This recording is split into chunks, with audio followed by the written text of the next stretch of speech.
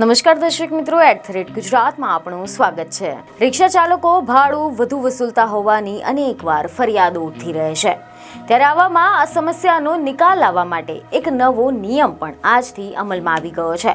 સમાચાર એવા મળી રહ્યા છે કે રાજ્યના તમામ શહેરોમાં ચાલતી તમામ ઓટો રિક્ષામાં મીટર ફરજિયાત કરવામાં આવ્યો છે, પરંતુ હવે ફ્લેગ મીટર ફરજિયાત કરવાના આ નિયમને લઈને કેટલાક રિક્ષા ચાલકો વિરોધ કરી રહ્યા છે। ત્યારે હવે પ્રશ્ન એ થઈ રહ્યો છે કે આ મીટર લગાવવાનો આજે નિયમ કાઢવામાં આવ્યો છે, તે નિયમનો રિક્ષા ચાલકો શા માટે વિરોધ કરી રહ્યા છે? રિક્ષા ચાલકોને તેમજ સામાન્ય લોકોને આ મીટરથી ફાયદો થશે કે પછી નુકસાન વેઠવાનો વારો આવશે?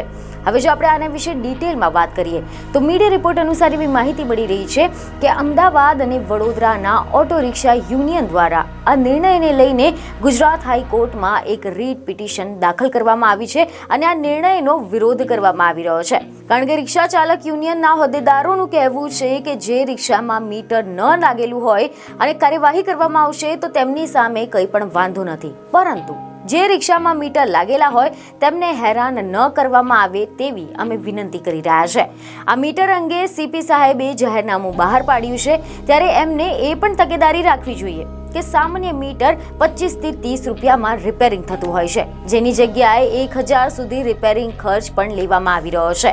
તમે જણાવી દઈએ કે હાલ રિક્ષાઓમાં 2 પ્રકારના મીટરો આવે છે, એક ડિજિટલ મીટર અને એક સામાન્ય મીટર। રિક્ષા ચાલકોનું કહેવું છે કે ડિજિટલ મીટર કે જે નવી રિક્ષા લેતાની સાથે આવે છે તે મીટરમાં સિગ્નલ પર રિક્ષા ઊભી રહે તો પણ વેઇટિંગ ચાર્જ લગાવવામાં આવે છે।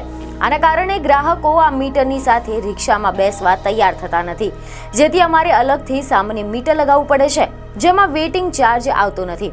તો બીજી તરફ ખબર એવી મળી રહી છે કે આ અંગે અમદાવાદ પોલીસ કમિશનરે જણાવ્યું કે રિક્ષામાં મીટર ન લાગેલા અંગે ફરિયાદો મળી હતી, જે બાબતે રિક્ષામાં મીટર ન લાગેલા હોય તેવી રિક્ષા ચાલકોને ફાઇન કરવામાં આવશે।